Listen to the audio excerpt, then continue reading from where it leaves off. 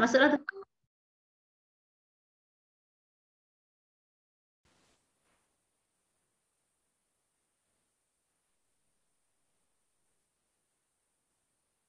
Assalamualaikum Ustaz. Kejap ya, kita ke majlis dulu.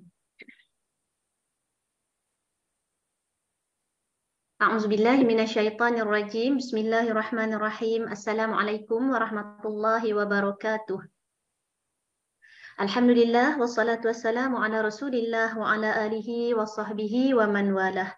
Subhanaka la ilma lana illa ma 'allamtana innaka. Assalamualaikum. Waalaikumsalam warahmatullahi wabarakatuh. Ustaz, kejap kat buka majlis Ustaz. Kat buka majlis dulu kejap. Ustaz dengar Ustaz? Halo. Okey. Kami dengar Ustaz ni Ustaz.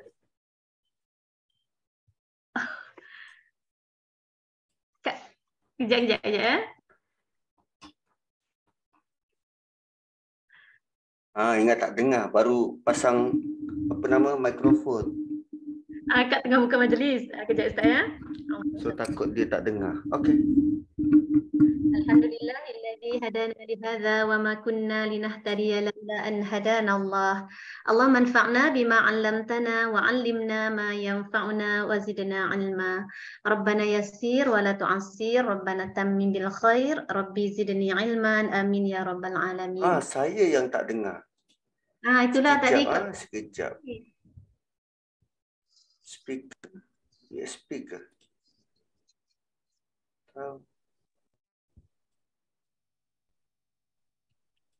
Saya yang tak dengar. Kalau balik, masuk balik semula. Okey. Baru dengar. Okey dah start. Sebab volume ni tak dikuatkan. Comel betul. Ustaz, hari ini kita masuk ayat 24. Surah Ad-Dukhan ayat 24. Silakan Ustaz. 24 jap. Dukhan. 24.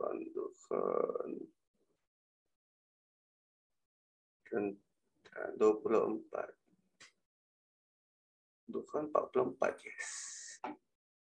24 Ustaz. Ayat 24. Surah ke-44 ayat 24. Watrukil bahra rahwa. Na'udzubillahi minasyaitonirrajim. Bismillahirrahmanirrahim. Alhamdulillahirabbil alamin. Wassalatu wassalamu ala asyrafil anbiya'i wal mursalin sayyidina Muhammad wa ala alihi wa sahbihi ajma'in. Rabbi syrah li sadri wa yassir li amri wahlul 'uqdatam min lisani yafqahu qawli. Subhanaka la ilma lana illa ma 'allamtana innaka antal alimul hakim. Rabbi yassir wa la tu'assir. Rabbi tammim bil khair ya arhamar rahimin. Assalamualaikum warahmatullahi wabarakatuh. Setelah Allah perintahkan kepada Nabi Musa alaihi salam pada ayat yang ke-23, fa asri bi ibadi lailan innakum muttaba'un, bawalah hamba-Ku pada waktu malam, sebahagian daripada malam, kerana kamu akan dikejar. Innakum muttaba'un, kamu akan dikejar. Dan ayat 24 Allah bagi tahu selepas kejadian. 23 sebelum kejadian, 24 selepas kejadian. Apa yang berlaku in between aksi kejar mengejar antara Firaun dan Nabi Musa, pengikut Nabi Musa, dan kemudian laut terbelah. Inna ma'iya rabbi sayahdin. Kata-kata Nabi Musa yang begitu menusuk jiwa. Sesungguhnya Tuhan bersama aku, dia akan memanduku. Dan bila dipandu oleh Allah, apapun kebarangkalian dan kemungkinan boleh berlaku. Apapun kebarangkalian dan kemungkinan boleh berlaku. Kerana di sisi Allah Subhanahu wa taala, dia ada yang dinamakan khalaqa dan ada yang dinamakan amara. Khalaqa, apa yang Allah ciptakan physically dan spiritually, Namun amara berbentuk arahan-arahan. Dan arahan-arahan ini tertakluk kepada kehendak Allah. pisau Nabi Ibrahim tidak berbekas pada leher Nabi Ismail. Api yang patutnya membakar menyelamatkan Nabi Ibrahim. Tongkat yang sepatutnya digunakan untuk menongkat diri, tongkat kali ini digunakan untuk membelah lautan. So amarah itu boleh berubah mengikut kehendak dan keinginan Allah Subhanahu wa taala. So in between 23 dan 24 ada peristiwa besar yang berlaku, tapi bukan itu yang Allah nak cerita di sini. Kenapa? Kerana dalam surah ini cerita tentang laut terbelah, tentang doa Nabi Musa, tentang perbalahan Bani Israel, tentang rasa gerun dan takut pada Firaun, itu tidak menambah sebarang nilai hidayah pada surah ni. Allah nak kita beri fokus kepada benda lain, bukan benda itu. Benda yang utama dalam tema surah Dukhan apa? Agar pandangan kita tidak dikelabui oleh asap-asap. Pandangan kita jelas. Apa dalam cerita ni, apa yang Allah nak kita tengok? Bagaimana Allah selamatkan mereka. Cara diselamatkan itu terpulang pada Allah. Bagaimana mereka akhirnya watrukil bahra rahwa, tinggalkan laut tu dalam keadaan tenang. Sebab engkau nampak orang tengah tenggelam ni. So beredar dengan tenang, tak payah jerit-jerit, menang. No, tak perlu. Tak perlu. Tinggalkan dengan tenang dan aman. Innahum jundun mughraqun, kerana sungguh mereka ialah tentera yang tenggelam. Tinggalkan saja laut tu dengan aman. Begitulah sikap orang beriman terhadap bentuk-bentuk bantuan. Bukannya merasa bangga dibantu oleh Allah, tak. Malah mengungkapkan rasa syukur berkali-kali. Buat dengan tenang. Tanpa perlu gopoh, gapah dan keluh kesah. So Allah kata watrukil bahra. Setelah mereka selamat seberang laut itu, Allah tidak beri Nabi Musa untuk mengetuk laut tu dengan tongkatnya. Kan, tongkat Nabi Musa dia macam Swiss on off. So kalau baginda ketuk sekali lagi, kemungkinan laut tu boleh tutup kembali. Malah Bani Israel telah mendesak Nabi Musa untuk ketuk laut tu sekali lagi. Tapi Allah tak benarkan. Allah suruh biarkan je. Oh begitu. Ui, nak sangat nampak dia punya mad'u dia ditelan laut. Hai, macam tu ke? Rahwan dalam keadaan terbelah. Biarkan laut itu dalam keadaan terbelah. Rahwan kata asal dia, kata akar dia, rohawa. Rohawa ni maksudnya tenang. Berlalu dengan tenang, berjalan dengan tenang, air laut yang tenang, tidak berombak dan tidak berbadai. Kan, selalunya kan laut ni bergelora. Dan bila kita pergi ke laut, kita akan nampak alami keadaan laut yang berombak. Tapi kali ini Allah kata laut tu tenang. Sampai macam tu. So bila Nabi Musa pukul air laut tu dengan tongkat, dia menjadi tenang. Dan keadaan ini memudahkan Bani Israel untuk menyeberangi laut. Ialah Kataudul Azim, laut tu terbelah seperti dua gunung yang tinggi. Kan, Kataudul Azim, gunung yang tinggi. Kita nak seberang pun kita rasa takut kalau kita masih dengar hempasan ombak yang ganas. Kan, hempasan ombak yang ganas dekat kiri dan kanan. Dia masih air. Dan air ni transparent. Dia boleh nampak sebelah sana, kiri dan kanan. So ayat ni cerita, selepas Bani Israel seberang laut, Allah suruh biarkan saja laut tu dalam keadaan tenang dan terbelah. Allah bagi tahu pada Nabi Musa, utruk, biarkan. Jangan ketuk lagi laut tu untuk cantumkan balik semula. Biarkan ia terbelah. Malah Mujahid sebut bahawa rahwan tu artinya jalan yang dilalui oleh Musa dan Bani Israel ni kering. Itu maksud rahwan. Jalan tu kering. Ui, tak boleh kita gambarkan ya. Laut tu terbelah, jalan tu kering. Setiap air tu terpisah. Kalau biasa kita kata air dicincang tak akan putus, ini Nabi Musa ketuk dengan tongkat, tak payah cincang, dia ketuk dengan tongkat, putus air tu. Untuk seketika. Bukan air yang putus, laut. Kering jalan tu.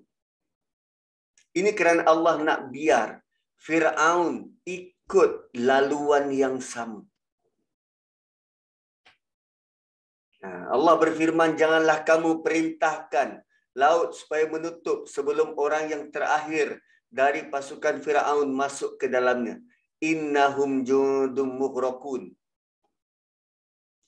Ialah kita, kalau kita kena kejar oleh musuh,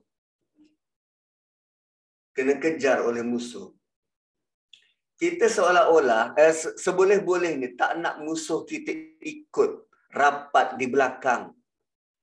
Kalau boleh dihalang, kita halang. Well, dah seberang laut, laut dah terbelah. Takkan kita nak biar dia follow rapat. Might as well, kita ketuk lagi sekali, tutup lain laut. Sedangkan di hujung sana, Fir'aun masih lagi, nak pergi ke tak? Nak pergi ke tak? Itu. Dan Nabi Musa tak pernah menggambarkan Fir'aun akan tenggelam. Tidak. Sama macam Bani Israel tak pernah menggambarkan Fir'aun akan tenggelam. Kalau diikut, kenapa Fir'aun mengambil jalan dan cukup berisiko? Kejar juga. Kan? Cuba buka peta Laut Merah tu. Laut Merah.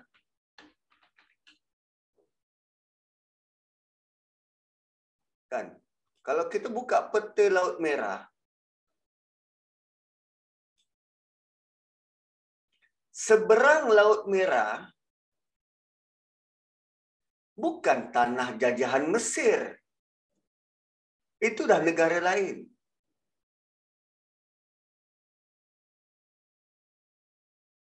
Kan? Itu bukan jajahan dia, itu dah negara lain. So, kalaupun Fir'aun kejar sampai ke hujung, tanah orang seberang tu, di mana ada bidang kuasa kat situ? Tapi kerana apa dia nak kejar Musa sampai ke situ? Dan Allah suruh biarkan. Watrukil bahra rahwan. Tinggalkan laut itu biar terbuka. Jangan tutup. Kerana janji Allah, mereka adalah tentera yang ditenggelamkan. Tentera yang ditenggelamkan. Ada tujuan kenapa Allah biarkan air laut itu dalam keadaan begitu. Allah nak mereka ikut sampai ke tengah laut dan waktu itulah nanti laut itu akan dicantumkan semula dan mereka semua akan tenggelam. Bayangkan air laut yang tinggi menggunung di sebelah kanan dan kiri dan sekarang dihempas dan dicantumkan kembali. Tentera pada waktu itu pakaian ketenteraan menggunakan baju besi. Orang pakai baju besi boleh berenang. Itik dipakaikan baju besi pun tenggelam. Begitu. So begitulah kesudahan Firaun dan tenteranya sebagaimana yang Allah nak. Mereka punya sombong dengan Allah, ta'alau kan, sombong dengan Allah, serta merta kalah dan menerima bala yang besar. Sebab tu tuan-puan, kita kadang berada di dunia yang sementara ini, kita sering dibayangi dengan ketakutan-ketakutan yang tak wajar. Ketakutan-ketakutan yang tak wajar. Saya ambil contoh dari sudut ekonomi.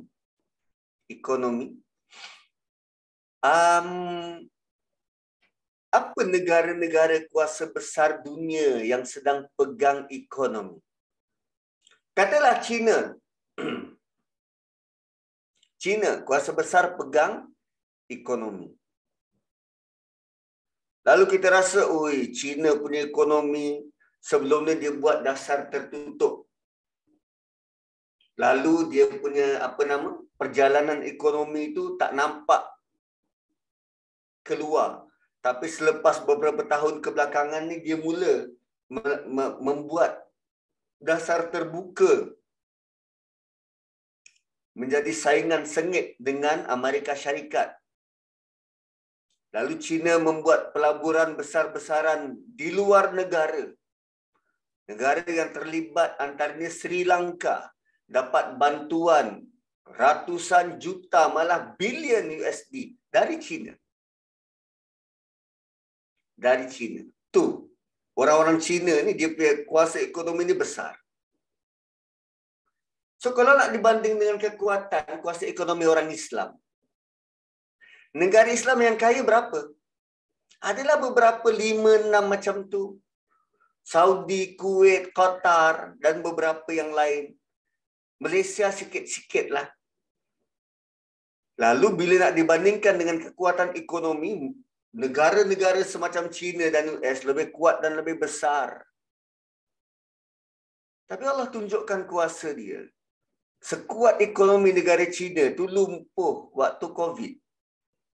Semua dunia, semua lumpuh. Walaupun banyak mana pun duit. So kisah perangai seperti Firaun ni, orang yang sombong dengan kekayaan, sombong dengan kekuasaan, sebenarnya benda itu sangat kecil dan sangat mudah untuk Allah settlekan. Kesombongan mereka itu adalah ujian buat kita. Kita melihat kesombongan itu menjadikan kita gerun dan takut pada mereka, atau mereka punya kesombongan terhadap kuasa dan kekayaan itu menjadikan kita berkobar-kobar kembali pada Tuhan, pada Allah. The choice is yours. Malah suatu akhlak orang beriman terhadap yang namanya rezeki dalam ekonomi, dalam pembuatan, dalam pekerjaan, dia tak ada kegusaran dalam hati sebab dia tahu yang memelihara dia ialah Allah Subhanahu Wa Taala. Kalau ikut Nabi Musa, dia cepat-cepat nak pukul balik. Sehingga Allah tahan Nabi Musa. Dah, watrakil bahra rahwa. Dah, biar. Kalau kita pun, kita berada di situ, kita akan cepat-cepat nak tutup ruang tu, biar dia tak kejar.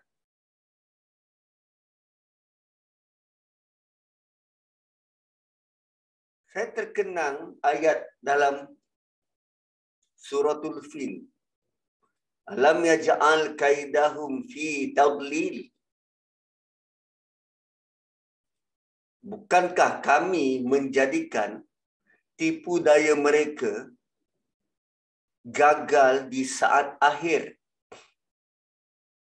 Bukankah kami menjadikan tipu daya mereka gagal di saat akhir?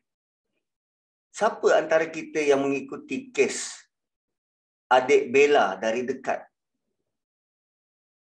Kan? kes penderaan di rumah bonda melibatkan seorang kanak-kanak sindrom Down, anak yatim piatu adik Bella. Yang mendera dia Bainun, Siti Bainun, owner kepada rumah bonda tu. Di awal proceeding, dia diwakili secara pro bono oleh lebih dari 10 orang peguam berhaluan kiri. Antaranya Asiah Jalil. 10 orang peguam mewakili dia. Lawan dengan adik Bella sindrom Down. Lawan dengan adik Bella sindrom Down. Lalu bila berlaku keluar masuk mahkamah, perjalanan semua berlaku, dan berita terbaru sewaktu hakim nak keluarkan keputusan, semua 10 orang peguam Bainun tarik diri dari mewakili dia. Saya teringat terus ayat ni, alam yaj'al kaidahum fi tadlil.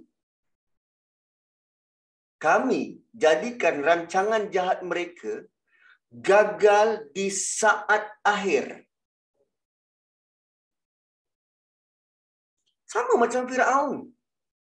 Dia dekat dah dengan Bani Israel tu. Sudah seberang laut. Bani Israel dah seberang laut. Dia ikut halfway sebelum sampai kepada Bani Israel. Allah gagalkan. Tutup laut. Tutup.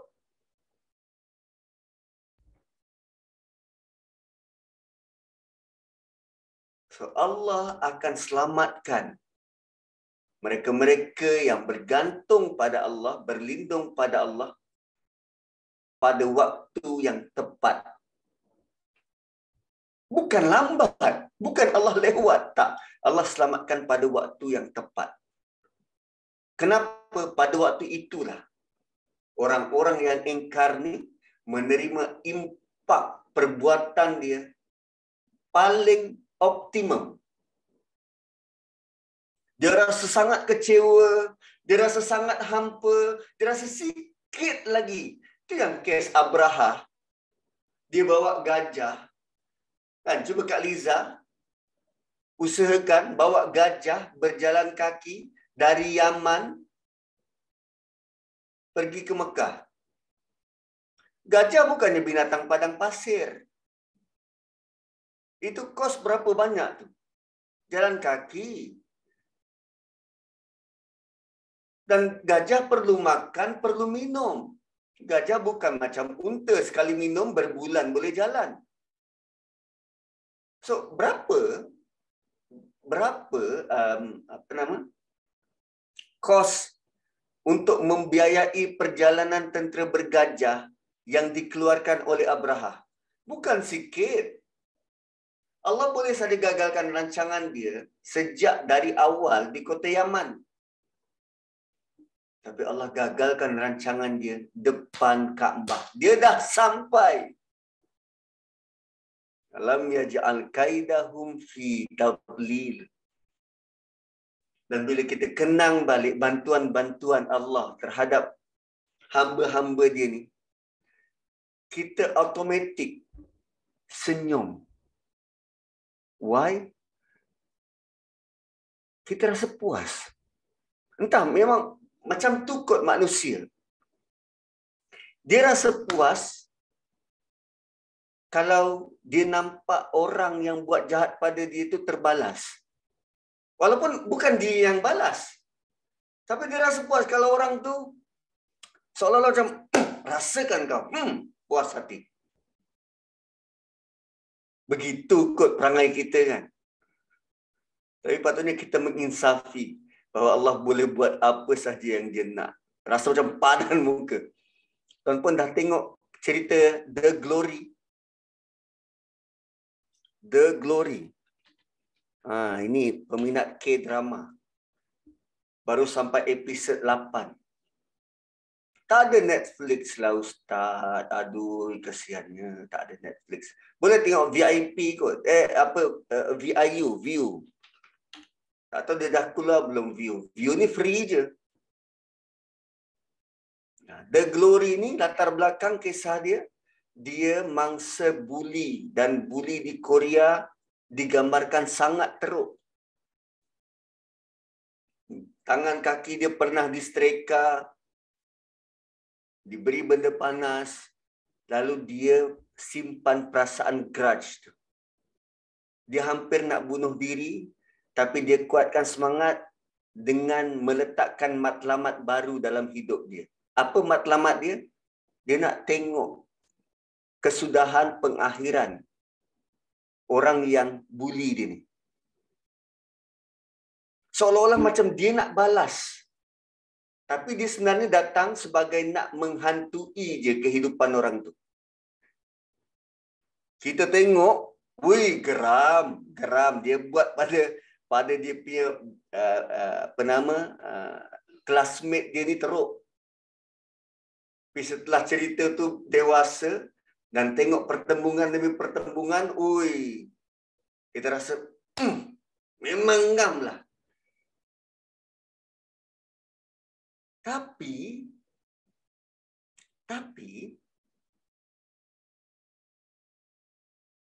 kalaulah Nabi yang diperlakukan begitu. Kan kita tahu Nabi dibuli dekat Mekah dan macam-macam cara penduduk Mekah buat pada baginda. Bagaimana Nabi balas?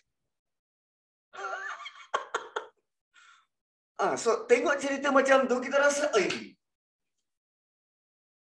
Nabi buat macam mana kalau begini keadaannya? So kita rasa, seronok nak balas balik. Rasa macam puas. Macam mana? Dahsyat.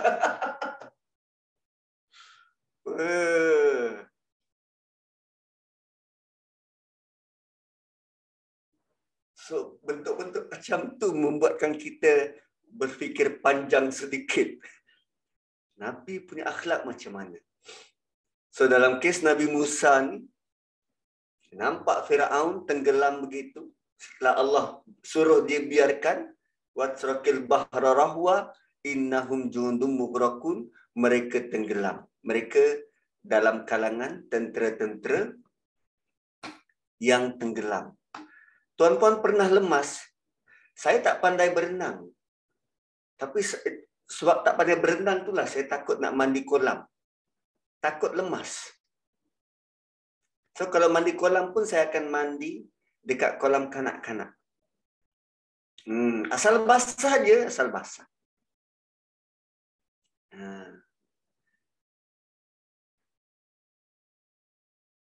Tu pernah lemas, tu yang terus trauma. Tu nyaris-nyaris hanyut kat Sungai Langat. Mujur dia timbul kan. Tu ada alasan nak teman anak-anak. Tapi anak-anak suka. Dia dah pandai berenang. Dia pergi kolam besar. Saya macam ada kat situ tu menemankan dari jauh lah. Menemankan dari jauh. So, lemas ni, dia antara kemalangan yang dapat syafaat kubur kan. Yang bebas daripada azab kubur kan. Mati lemas, terbakar, syahid dunia macam tu.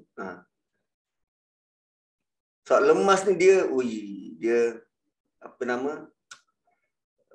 ngeri lah, ngeri. Keadaan tu ngeri. Tak boleh bernafas, suffocation. Kita sesak. So, Firaun sombong kerana dia ada kekayaan dan kekuasaan. Dia mabuk dengan apa yang Allah beri dari sudut dunia. Dan begitulah perangai musyrikin Mekah. Mereka sangka mereka cukup kaya dan cukup kuat. Sehingga bila didatangkan dakwah pada mereka, mereka tak mahu terima. Padahal apalah sangat yang mereka ada kalau nak dibandingkan dengan Firaun. So, panduan untuk kita yang kita hari-hari minta kaya. So, apa jaminan yang kita boleh beri pada Allah yang kita tak berperangai macam mereka ni kalau kita kaya? Hari-hari minta kaya, so apa jaminan kita pada Allah, aku tak akan jadi macam mereka ni kalau aku kaya? Sedangkan kalau kita tengok ruang dekat media sosial, orang-orang yang kaya kerap kali, yang kaya segera ni, kerap kali show off.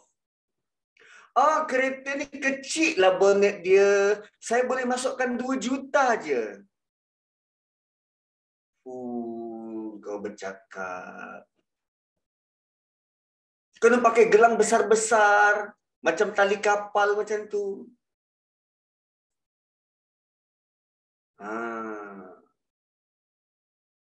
Lepas tu bila ditegur, melenting. Mempromosikan budaya yang tak sihat. Menari dengan penari-penari yang lembut. Apa jaminan yang kita boleh beri? Kalau kita kaya, which is hari-hari kita minta, dan kita tak lupa daratan, macam Quraisy Mekah atau Firaun. Begitu masyarakat kita sekarang kan.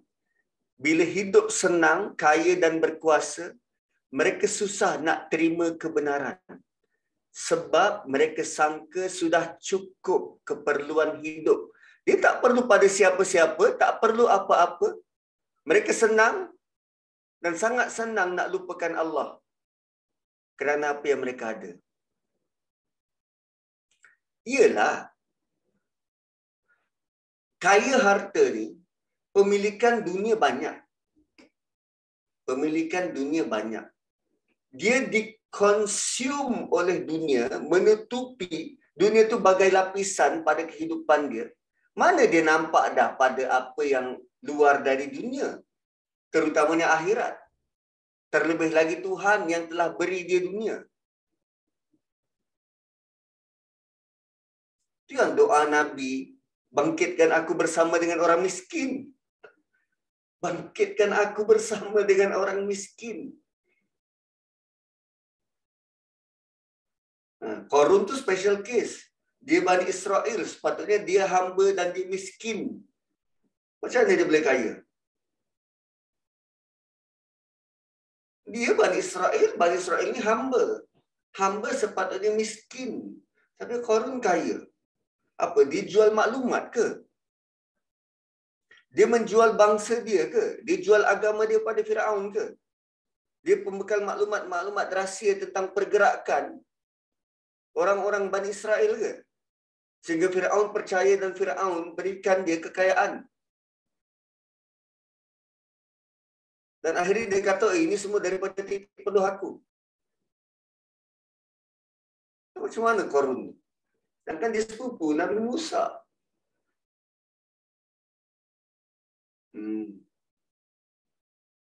So, orang-orang yang kaya berkuasa ni, dia punya ujian.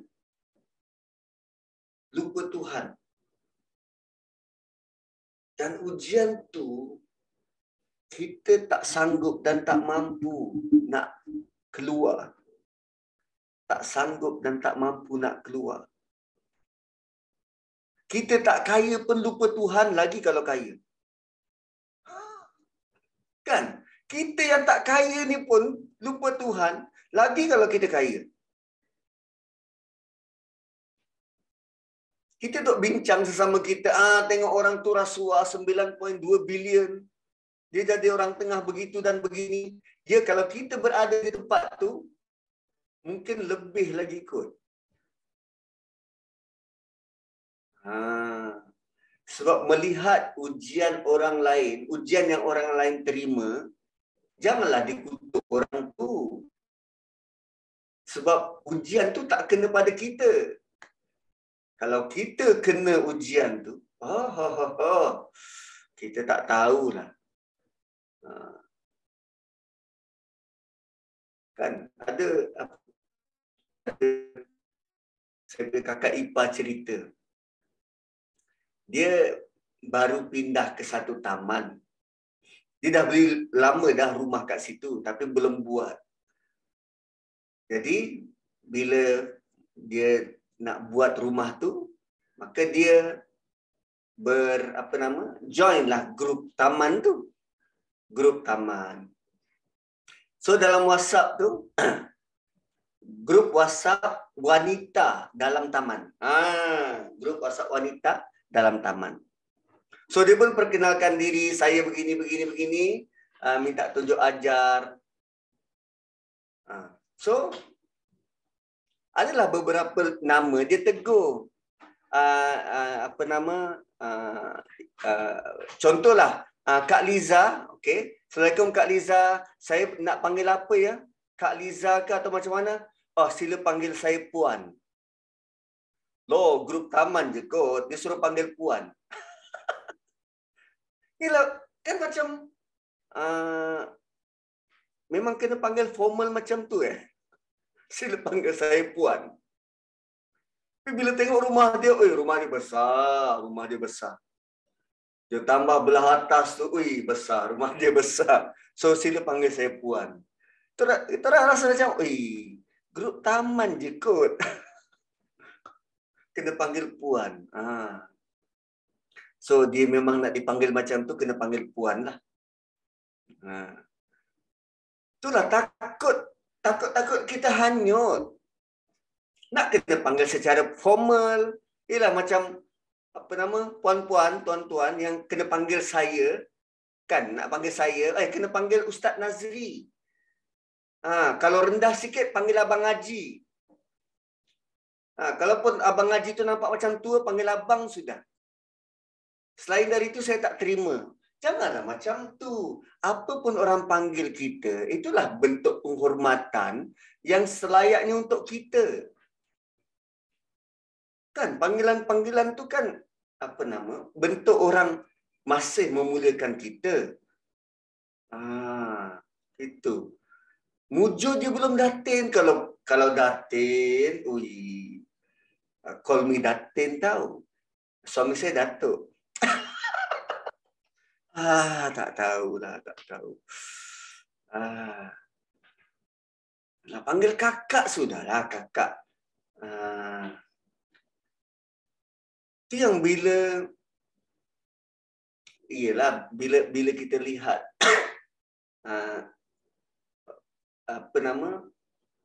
bila kita lihat orang yang memohon pada Allah dan belum sedar tentang risiko-risiko ni, kadang dia mengeluh. Kenapa aku dah minta banyak tahun tapi tak kaya-kaya? Kan? Kenapa aku minta bertahun-tahun tapi tak kaya-kaya? Rupanya Allah sedang merancang untuk dia fala khaufun alaihim. Kan dalam surah Baqarah tu, wa man tabi'a hudaya fala khaufun alaihim. Siapa yang ikut petunjuk aku tidak dikenakan sebarang bahaya atas dia. Sebab Allah tahu kalau dia diberi kaya itu membahayakan hidup dia. Kaya itu membahayakan hidup dia bertuhan. Tu fala khaufun alaihim. Allah tahu, Allah tak akan beri benda yang kita tak mampu nak handle. Lepas tu ada artis-artis, bukan di Malaysia lah, artis luar negara. Dia kata dia ada kereta ini, kemudian dia ada kereta ini, dia ada kereta ini, kemudian kereta ini. Ada lebih kurang 5 kereta dekat rumah dia. Lalu interviewer dia tanya, bukan you cakap you tak tahu memandu ke? Saya tak tahu memandu. Habis tu kenapa kena beli sampai 5 kereta? Oh, kereta tu saya cuma nak ambil gambar je dalam kereta. Itu jenis kekayaan yang Allah beri kepada orang kafir. jenis kekayaan yang kalau kita marhain ni, dia dengar Muslim pula, pergi tegur, ajak dia mengenal Tuhan, kita tak sanggup nak dengar respon dari mereka. Seorang yang Allah hanyutkan dalam nikmat dunia ni, mereka dah tak nampak dah Allah. Mereka hanya dilindungi nikmat tu. Mereka tak nampak nikmat tu datang dari Allah, tak. Dan mereka sangat yakin ini semua usaha mereka. Dan itu menjadi kesilapan kebanyakan manusia. Ialah dapat segulung ijazah dan kita kata, ini datang dari Allah. Mana? Saya yang tulis PhD tu. Saya ambil cuti sabbatical. Sabbatical ke cuti? Nama apa tak? Saya ambil cuti. Saya tulis sampai jam 3 pagi. 3 bulan berturut-turut. Saya yang hadir. Saya yang hadir.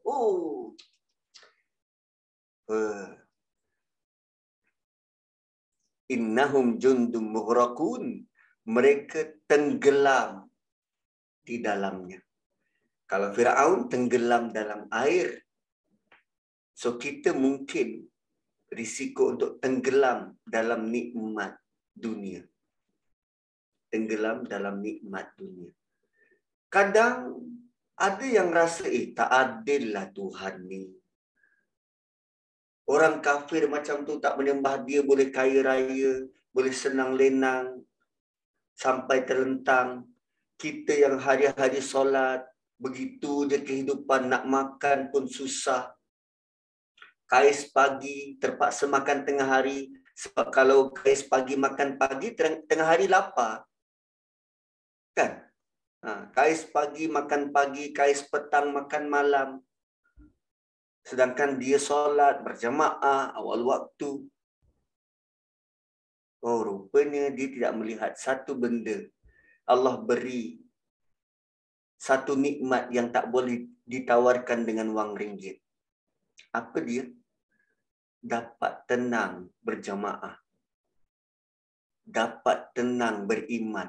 Itu nikmat yang tak boleh diberi dengan wang ringgit. Walaupun berenang dalam duit, tapi hati tak tenang. Dikejar hutang keliling pinggang. Alung duk tintong dekat depan pagar. Tak tenang.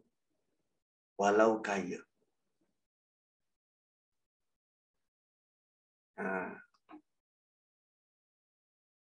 So, dah dekat, Firaun dah dekat ditenggelamkan. Betul lah tu, perasaan gagal tu. Itu hentaman emosi dari Allah.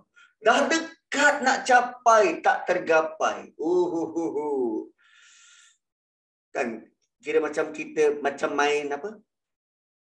Main dengan kucing tu kan. Kucing pula Ustaz. Yelah, main dengan kucing tu. Kan kita ada macam bulu-bulu ayam. Kita acah-acah dia. Kan kita letak pada satu ketinggian yang dia cuba capai tak dapat. Mujur kucing tak fras. Kalau dia fras, dia merajuk dah lah. Komen seorang lah. Itu binatang, dia nak try lagi. Tapi ini Firaun terus tenggelam dengan baju besi dia. Kemudian ayat 25, kam taraku min jannati wa uyun. Allah gambarkan bukan saja mereka gagal untuk capai matlamat hancurkan Bani Israel dan Musa. Cuba bayangkan apa yang mereka tinggalkan. Apa yang dia tinggalkan. Banyak sungguh kebun-kebun dan mata air yang mereka tinggalkan. Jannati wa uyun. Banyak sungguh kebun dan mata air yang mereka tinggalkan.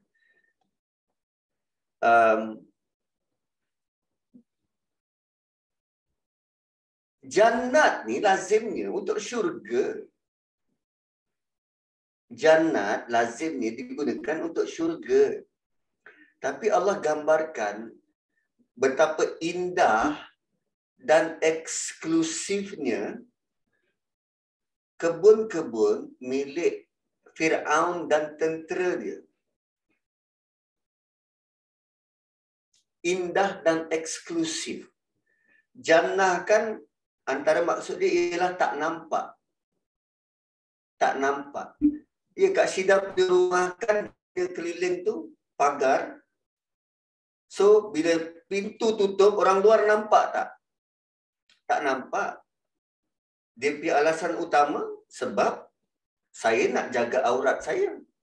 Saya ramai anak perempuan. Kalaupun pintu rumah terbuka, pintu pagar tertutup, dia masih cover. Tu bentuk jannah lah tu. Yang orang tak nampak, ada eksklusiviti. Bentuk macam tu. Dan perkataan jannah yang lazimnya untuk syurga Allah gambarkan betapa indah kebun. Tentera Firaun. Jangan cakap Firaun, tentera dia pun memiliki kebun-kebun sangat indah. Okey, sebut tentang tentera, Allah tenggelamkan Firaun dan tentera dia. Dan Mesir sampai sekarang dikuasai oleh kerajaan militeri. Kerajaan tentera. Mungkin itu kot yang paling sesuai untuk mengawal sikap dan perangai orang Mesir. Dia tak boleh kerajaan normal, kerajaan biasa ni tak boleh. Dia kena keras. Zaman berzaman macam tu kot. Dan kerajaan tentera ni, tentera ada kuasa. Lalu mengikut ranking, setiap yang semakin berkuasa, semakin kaya. Sebab dia menguasai keluar masuk duit dan kontrak kerajaan. Dan tentera pula, dia punya ranking dan hierarki.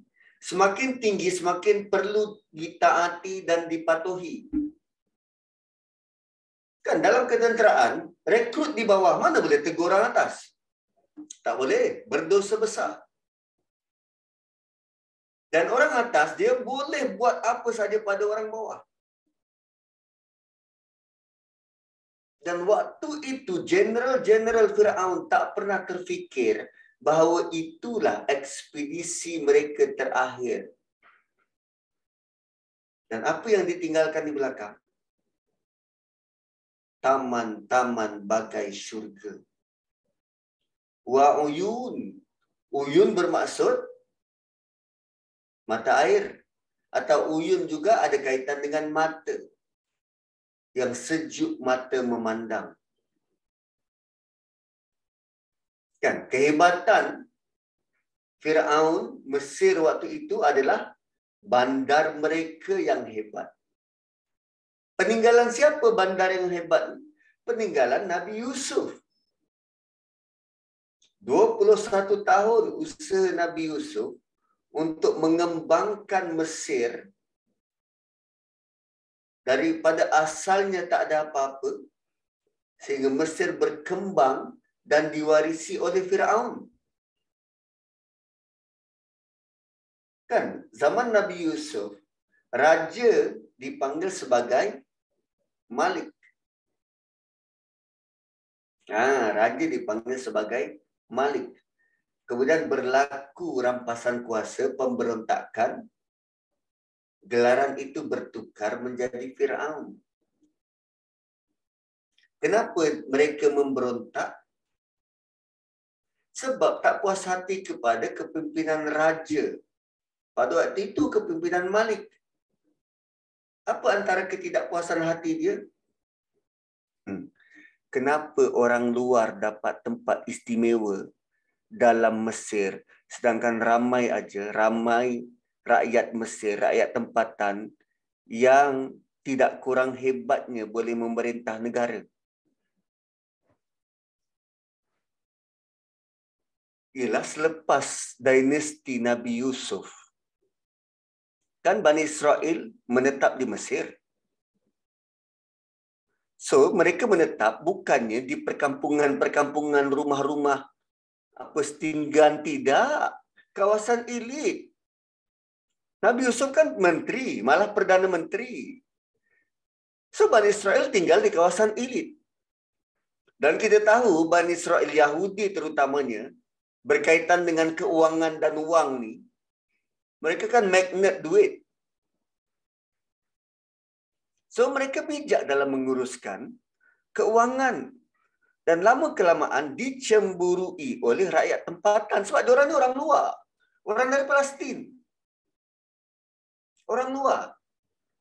So rakyat tempatan, dia berusaha untuk dapatkan balik tampuk pemerintahan daripada dikuasai oleh orang luar.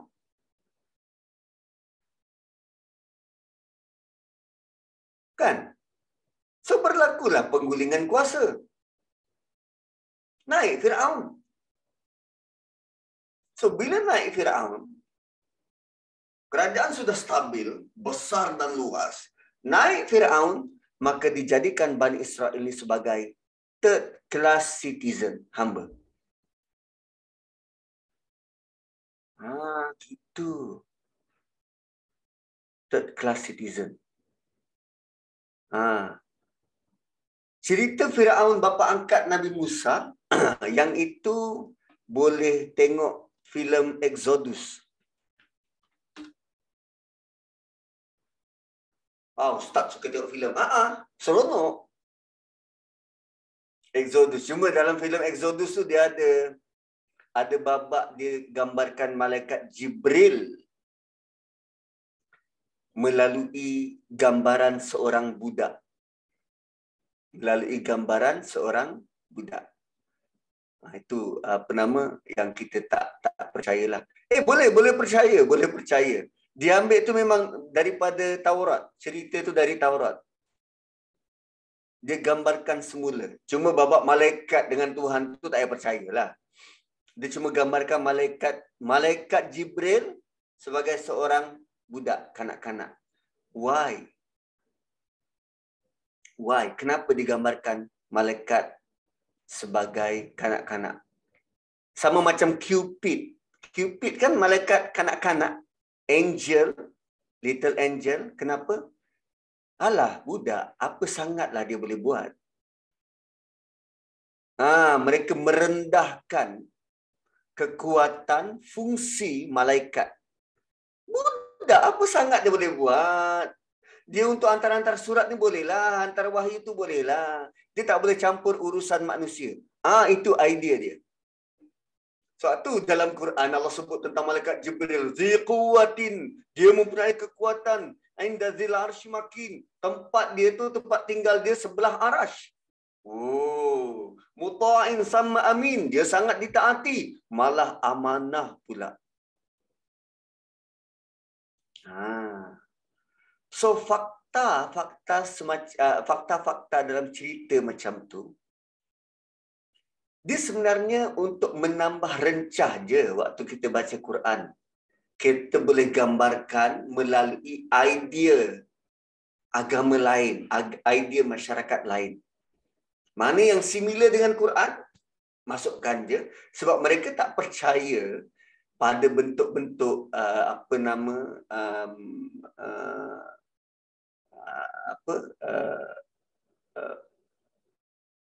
dia ada beberapa benda dalam tu yang tak ditonjolkan, tak dipaparkan berkaitan dengan Musa. Tapi basically hubungan antara Musa dan Firaun tu jelas. Ada Firaun tua dan ada Firaun muda. Mak angkat dia dihalau. Tapi Firaun muda masih rasa dekat.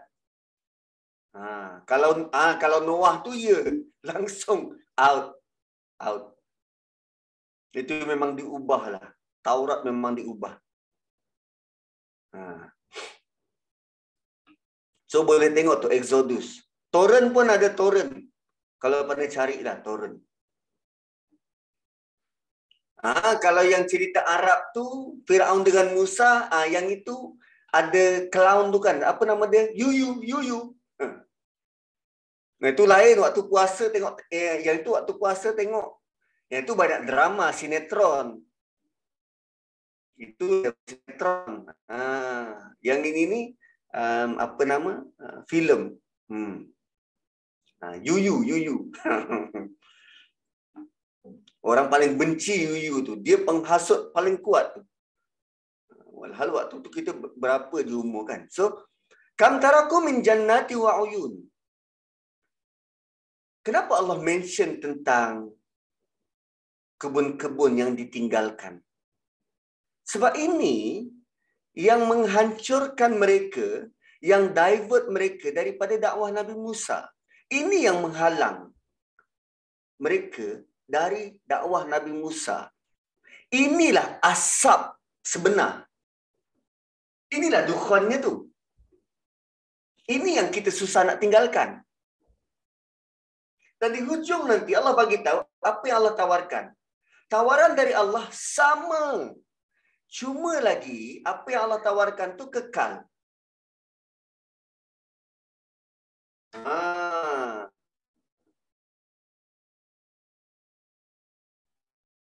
Tawaran yang Allah beri hampir sama, cumanya apa yang Allah tawarkan tu kekal.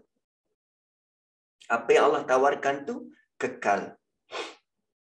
So, kehebatan Firaun adalah pada bandar dan mereka amat bangga. Mereka amat bangga dengan apa yang mereka ada. Namun apa yang mereka banggakan tu tak satu pun dapat selamatkan mereka. Selepas dilemaskan, segala kekayaan itu ditinggalkan. Kota Mesir dan penempatan tidak Allah musnahkan. Kan kenapa Allah tidak hukum Firaun seperti mana Qarun? Qarun tenggelam di telan bumi. Kalau Allah boleh buat begitu pada Qarun, kenapa tidak Firaun? Kenapa Firaun? Dua-dua tenggelam kot. Dua-dua tenggelam. Tapi kenapa Allah tidak tenggelamkan Firaun dan seluruh bandar Mesir? Soalan seterusnya ialah, apa keperluan Allah buat begitu? Kan, apa keperluan Allah buat begitu? So, Allah hanya musnahkan musuh yang menjadi kegusaran bagi Nabi Musa. Kerana kota Mesir ada ramai je perempuan, orang tua, anak-anak yang tak bersalah, yang tidak ikut mengejar Bani Israel. Allah tak hancurkan mereka dan tempat penempatan mereka. Allah hanya musnahkan apa yang menjadi kegusaran kepada Nabi Musa. Rupanya tuan-puan, kalau kita ada problem dan kita doa mohon pada Allah untuk settlekan problem kita, Allah akan hilangkan apa yang menjadi punca masalah tu. Selebihnya atas kita. Contoh bila sahabat datang pada Nabi sallallahu alaihi wasallam, "Ya Rasulullah, aku banyak hutang. Apa pula aku buat?" Nabi suruh dia baca doa tu kan. Allahumma inna na'udzubika minal hammi wal hazan, na'udzubika minal ajzi wal kasal, na'udzubika minal jubni wal buli, na'udzubika min khalafati daini wa qahrir rijal. Sedangkan hutang ada beberapa option yang Nabi boleh tawarkan. Pertamanya, okey, berapa banyak hutang? 10,000 dinar ke 10,000 kau pergi cari 5 orang sahabat, pinjam seorang 2,000. Settle. Tapi kenapa Nabi tawarkan dia untuk baca doa, mohon pada Allah? So, ketika dia mohon pada Allah, dia mohon sesuatu yang dia boleh usahakan. Malas, kesah. So, bila dia dah settlekan benda tu, barulah Allah akan usahakan untuk langsaikan hutang dia. Saya pernah beberapa ketika mohon Allah bantu untuk settlekan hutang melalui doa ni lah. Kan ada beberapa hutang yang tidak sehat. So, saya baca doa ni. Dia punya kekerapan hari-hari. Tak adalah hari-hari, tapi bila ingat tu duk baca. Doa yang sama. Dengan keyakinan Nabi suruh sahabat tu baca, settle hutang dia. Sekarang aku ada hutang, aku baca je doa ni. Aku tak nak buat apa-apa, aku baca je doa ni. Saya lupa dah berapa lama masa bila saya duk baca doa ni kerana nak settlekan hutang, dengan saya benar-benar settlekan hutang tu. Tak tahu berapa lama masa, tapi benar-benar berkesan. Benar-benar berkesan. So, hutang-hutang tertunggak settle pada masa yang tepat, pada hari yang tepat. Malah waktu itu, ada pula duit nak bayar. Dan duit nak bayar tu tidak membebankan jumlah keuangan sedia ada, jumlah tanggungan sedia ada. Ui, betul lah. Betul lah. Kita kena buat biar nampak bukti itu jelas depan mata kita sendiri. Walaupun waktu kita baca tu, kita tak nampak jalan. Waktu baca tak nampak jalan. Macam mana? Macam mana aku boleh nak settle hutang ni? Tak nampak. Clearly tak nampak. Kita baca je. Dengan penuh harapan, ya Allah, settlekanlah hutang aku. Dan buat masa ni saya ada hutang-hutang yang berjadual untuk dibayar. Yang settle lah. Kita tak adalah rusing-rusing. Tak adalah hutang-hutang yang hutang-hutang jahat dan liar ni. Jadi. Ui, dahsyat tuan-tuan. So, bila kita buat macam tu, baru kita nampak bahawa apa yang Allah janji, apa yang Nabi janjikan, dia benar berlaku depan mata. Dahsyat. Dahsyat. Okey, saya punya pendapat tentang doa tu ada dalam zikir maksurat. Okey, betul. Saya punya pendapat berbeza dengan zikir-zikir yang biasa kita buat. Dia begini. Apa beza dia? Bila kita berzikir, kita akan mengulangi kalimah-kalimah tu tanpa ada suntikan emosi.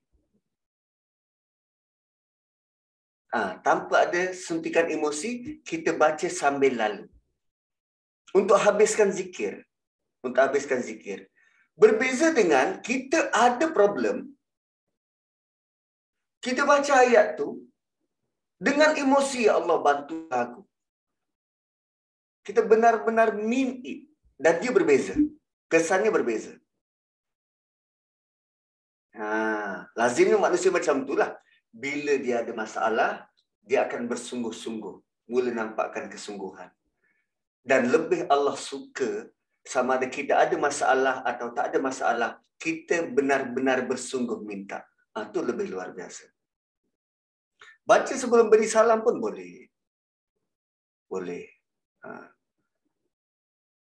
Tapi selalunya yang sebelum bagi salam ni, kita baca doa. Mohon perlindungan daripada Dajjal tu. Tapi sebab dia sama, Allahumma inna a'udzubika, na'udzubika. So kita, sekali harum saja. Boleh je. Kalau ikut Imam Syafi'i, asalkan dia tidak lebih panjang daripada tahiyat akhir yang kita baca. Doa tu di dalam range tak lebih panjang berbanding tahiyat yang kita baca. Kenapa tak boleh lebih panjang? Takut kita terbawa-bawa terlalu lama tahiyat tu. Sehingga melupakan tujuan asal tahiyat tu untuk membesarkan Tuhan. bukan membesarkan apa yang kita nak. Oh, ulama cara dia pandang lain. Baik. Kalau solat sorang-sorang pun. Kecuali kalau kita baca tahiyat tu slowly, pelan-pelan. At-tahiyatul mubarakatus salawatut thayyibatu lillah. Bila nak habis, dah baca sorang-sorang, baca dah slow-slow, lambat-lambat. Gitu. So bila berkaitan dengan musuh, sebab musuh ni, ialah kita boleh belajar daripada penjenamaan syaitan tu sebagai musuh. Syaitan kan tak nampak, tapi Allah kata dia jelas dan terang. So musuh bagi kita, dia tidak semestinya benda yang nampak. Orang datang memusuhi kita ke, dia tak semestinya benda yang nampak. Boleh jadi hutang-hutang jahat tu musuh kita, mengganggu ingatan kita pada Tuhan. Boleh jadi dunia ini musuh kita, mengganggu ingatan kita pada Tuhan. Lalu kalau kita berdoa, ya Allah selamatkan aku, lindungi aku dari musuh, jangan terkejut kalau dunia ni dihilangkan dari kita. Allah akan musnahkan musuh sahaja. Macam sampah yang tak perlu dibuang dalam tong sampah. Kalau musuh tu manusia, Allah musnahkan manusia tu je. Sebab tu orang-orang beriman ini yang dia punya insting dia kuat, kan, firasat dia kuat, dia menjadi senjata yang sangat bahaya terhadap orang-orang yang engkar ni. Kalau orang engkar ni offended dia, Allah akan mendahului setiap satu makhluk untuk memerangi orang tu.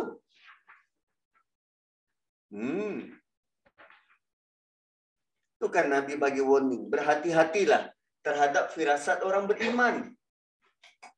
Dia ibarat busur panah yang tepat kepada sasaran. Apa maksud dia tu? Jangan sampai dia berdoa. Makbul. Macam tu. So, apa berlaku pada Fir'aun? Kam taraku min jannati wa uyun. Allah kata berapa banyak yang mereka tinggalkan, apa yang mereka banggakan. Uyun, kan, sedap mata memandang. Ainun, kata asalnya bermaksud mata. Dan dia dalam ayat ni sama ada dia bermaksud mata air yang indah dipandang. Dan yang lain tu dia dia ulas pasal mata air pula. Okey. So wazuru'in wa maqamin karim. Mula-mula Allah sebut tentang tempat dan hiasan outdoor dan indoor. Kemudian Allah sebut tentang zuru'. Zuru' apa? Tanaman. Ladang-ladang. Stable lumba kuda. Itu tidak betul. Stable lumba kuda dalam negara, luar negara, Pakistan, Tajikistan, Gostan. Zuru'. Benda tak ada kaitan dengan rumah, tapi ladang-ladang. Dan Mesir berapa luas? Siapa pemilik ladang pada waktu itu? Tentera. Bukan rakyat pun, tentera. Wa maqamin karim. Dan mansion. Mansion.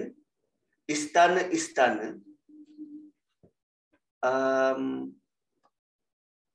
Allah sebut karim. Pelik. Allah sebut karim. Wa maqamin karim. Patutnya istana-istana ni, sebab karim bermaksud indah. Bermaksud indah. Dan selalu kita sebut Rumah yang tersergam indah. Tersergam. Sergam tu apa? Bahasa Melayu tu, gah. Tapi ada tak sengaja.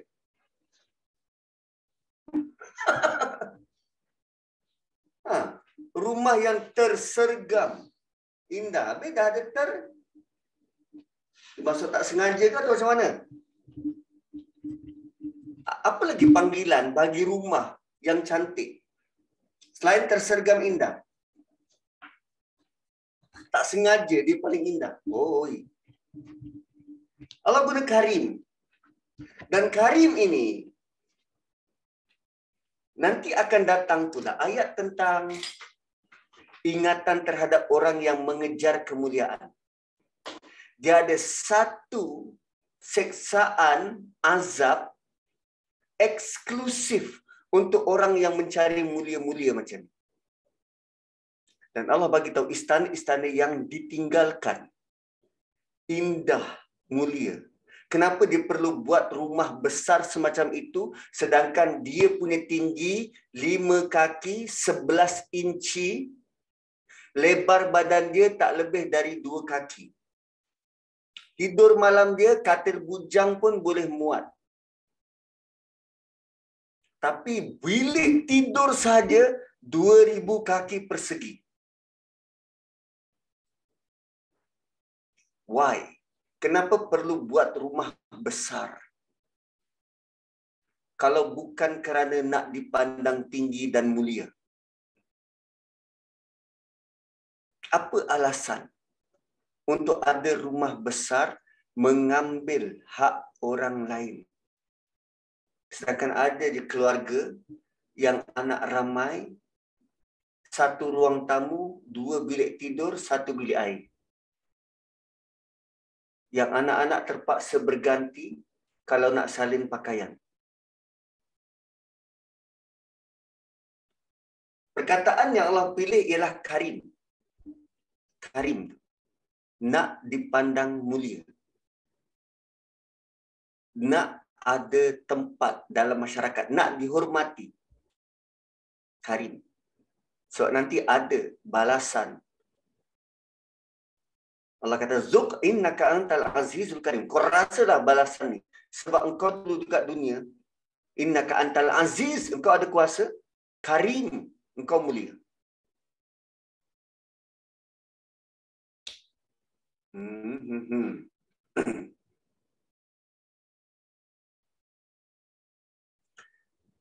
Adakah tentera Firaun ni memerintah dan monopoli kekayaan? Ya, betul. Mereka memerintah dan monopoli kekayaan. Bila mereka terhapus kosong segala tempat-tempat mewah tu, rakyat biasa tidak memiliki. Bukan rakyat biasa tak memiliki. Allah bagi tahu bagi orang yang dah mati. Engkau tinggalkan semua tu tak bawa masuk kubur. Yang kau anggap inilah bentuk kemuliaan bagi engkau. Inilah trendsetter. Kau tinggalkan semua, tak bawa pun. Orang yang masih hidup itulah yang mewarisi. Benda tu tak akan diwarisi. Maksudnya kau tak akan boleh bawa. Mati. So, karim diasosiat dengan rumah, tanah-tanah, berapa banyak kebun dia ada, berapa banyak jannat dia ada, berapa banyak mata air dia ada. Itu mereka kaitkan dengan mulia. Selagi tak ada tu, selagi tu dia tak rasa diri dia berharga. Selagi tak ada itu semua, selagi tu dia rasa diri dia tidak berharga, tidak mulia. Dan menariknya, perkataan karim yang sama, Allah bawa cara kita melihat karim ini melalui apa? Quran. Malaikat yang menulis Quran itu kiraman katibin. Malaikat yang bawa wahyu, bawa turun Quran itu sebagai karim. Malakun karim. Al-Quran itu sendiri Al-Quranul Karim. Okey, sekarang dah ada 2 kemuliaan. Anda kejar yang mana? Kemuliaan ikut standard manusia, kena ada rumah besar, kereta besar, bini nak pula slim. Kan?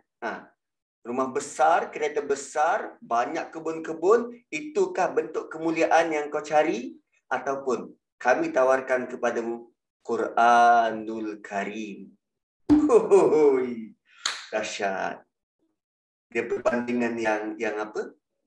Yang kontra dari Allah Subhanahu Wa Taala. Habis Ustaz, kita tak boleh cari rumah besar ke Ustaz? Boleh, tapi risikonya tanggung sendirilah. Boleh. Sebab waktu ni, waktu kita masih ada tenaga. Tapi nanti menjelang hari tua, anda dah tak pandang dah rumah besar tu. 3 tingkat menyumpah. Lagi kalau lift rosak. Nak naik tingkat atas, memang taklah. Mama dengan baba dah tua, tak larat nak naik atas. Dekat bawah ni cukuplah. Lagi nak kemas rumah. Rumah kecil pun tak larat nak kemas. So, kita nak besar, banyak dan tinggi ni, waktu muda je. Waktu muda je. Waktu pada level malikin nas tu. Nak memiliki.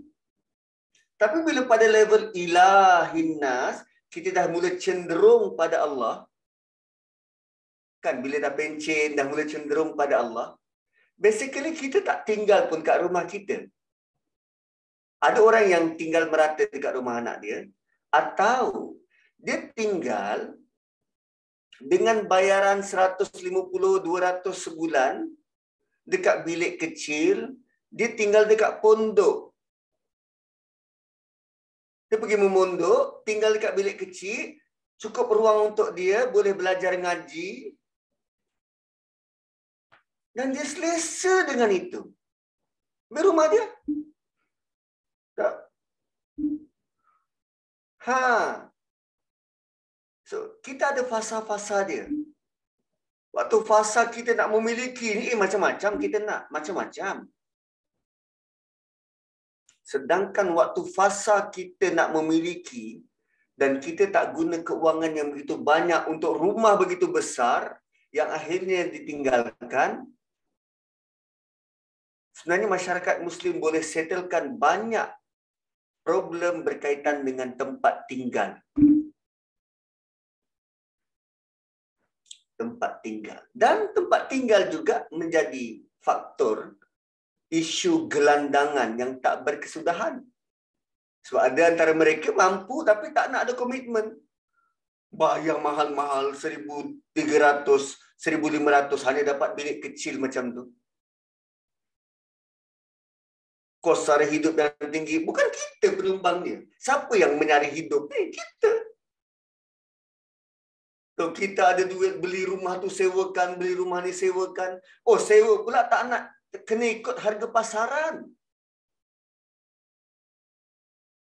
Sewa kena ikut harga pasaran. Tak boleh bawa harga pasaran, nanti kita rugi. Rugi dunia tu yang kita pandang. Sedangkan sedekah kita untuk bantu orang tu dapat tempat tinggal, itu tak pandang ke harga dekat akhirat nanti? Itu pertimbangan penilaian bernada kapitalis atau bernada Islamis. Gitu. Dia ada kapitalis dan dia ada akhiratis kan. Berminda akhirat. So saya rasa cukup dulu sampai situ ayat 26. Ayat 26. Dia easier said than done. Kita sebut mungkin nampak sangat idealistik, tapi waktu kita nak execute ni, dia ada campur tangan nanti bisikan-bisikan syaitan, menggambarkan kita rugi. Orang dekat keliling pula bagi pandangan. Kita mula goyang. Tapi bila kita biasakan diri dengan benar cinta pada Quran dan bergantung pada Allah, benda tu akan jadi jelas. Dan orang keliling akan nampak kita pelik. Kan? Orang dekat keliling akan nampak kita pelik. Dia akan tuduh kita macam-macam lah. Kau ni tak masuk akal lah, gila lah. Sama Nabi pun pernah dituduh gila, relax lah. Kan? Ada orang yang saya pernah kenal, rumah tu dia sewakan.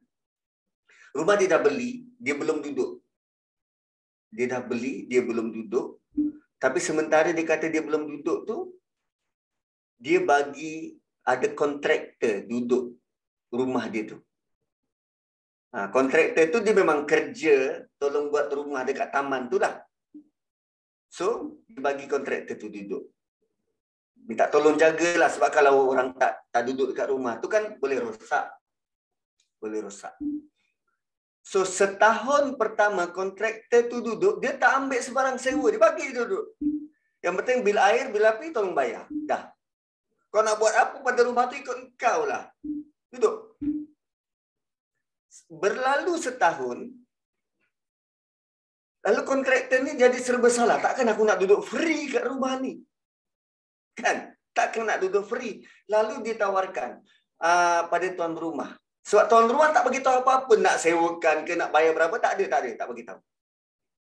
Lalu ditawarkan, boleh tak saya nak duduk, saya nak bayar sewa sebulan 500. Okay, sebulan 500 sebab harga pasaran dekat situ sewa untuk satu rumah 1,300 ke 1,500. Tapi kontraktor ni dia kata saya mampu untuk 500 sebulan, boleh tak? Saya bayar dulu lah. Kalau boleh saya bayar dulu lah lamsam 6 bulan. Tuan rumah tu siap kata 500 tak berat ke? 300 lah. Aduh. Itulah kita harap dia bukan melihat nilai wang yang orang nak belanjakan, tapi dia melihat orang tu juga ada tanggungan. Dengan keadaan ekonomi sukar macam ni, biarlah dia survive dulu. Kan, bantu orang. Allah akan bantu kita. Paling penting bila kita bantu orang, kita nak lihat wajah Allah tu. Tak kira lah orang tu nak bagi nilai berapa pun pada kita. So biarlah dia duduk. Bantu dia. Dia banyak lagi tanggungan nak settle. So itulah harap banyak lagi orang-orang yang macam tu. Cuma dia tak bercerita dan kita tak dengar cerita dia, cerita versi dia. Jadi kita harap orang-orang yang semacam ini akan semakin subur dalam circle masyarakat kita. Orang macam ni lah yang kita nak supaya orang semakin bermurah hati dan kos sara hidup tu boleh kurang. Dan benda tu kan mustahil. Tapi tak ada mustahil di sisi Allah. Selagi kita mohon perlindungan dan minta Allah tolong lepaskan. Wallahu alam, kembali kepada moderator. Alhamdulillah Ustaz. Ni tajuk ni sebenarnya macam kita sendiri pun ada jadi perangai macam ni sebenarnya. Sebenarnya bila Ustaz explain tu muhasabah untuk diri sendirilah. Sebenarnya susah, kalau hidup susah pun susah, kalau hidup senang pun susah. Tu pun ujian. Macam mana kita nak balik kepada kita pandang susah dan senang tu, kita nak pandang kepada apa yang Allah nak buat untuk kita sebenarnya. Tapi semua tu sebenarnya ujian lah. Melainkan orang yang Allah bagi hidayah dan taufik kepada dia lah untuk memandang akhirat tu sebagai tujuan utama, dunia ni sebagai tempat persinggahan kan. Jadi dia kena faham. Dan alhamdulillah Ustaz, tak ada soalan apa kot sebab jelas Ustaz cakap semua cerita-cerita ni, alhamdulillah jelas semua. Jadi terima kasih banyak. Kita akhiri dengan tasbih kafarah. Subhanakallahumma bihamdik nasyhadu an la ilaha illa anta wa nastaghfiruka wa natubu ilaik. Wal 'asri innal insana lafi khusr illa alladziina amanu wa 'amilus shalihat wa tawassaw bil haqqi wa tawassaw bis sabr. Assalamualaikum warahmatullahi wabarakatuh. Terima kasih. Terima kasih Ustaz. Semua. Terima kasih. Terima kasih semua. Assalamualaikum. Kita jumpa lagi pada sesi akan datang. hari Jumaat nanti ya. Assalamualaikum warahmatullahi wabarakatuh. Waalaikumsalam warahmatullahi wabarakatuh. So saya punya kamera tak okey, tak berfungsi hari ni, jadi tak boleh nak apa, tak boleh nak on camera. So nak kena repair ke apa ke laptop ni. So insyaAllah kita jumpa lagi pada hari Jumaat ya, besok ya. Lusa. Esok tak ada kuliah kita insyaAllah. Kita jumpa lagi. Waalaikumsalam warahmatullahi wabarakatuh. Terima kasih semua.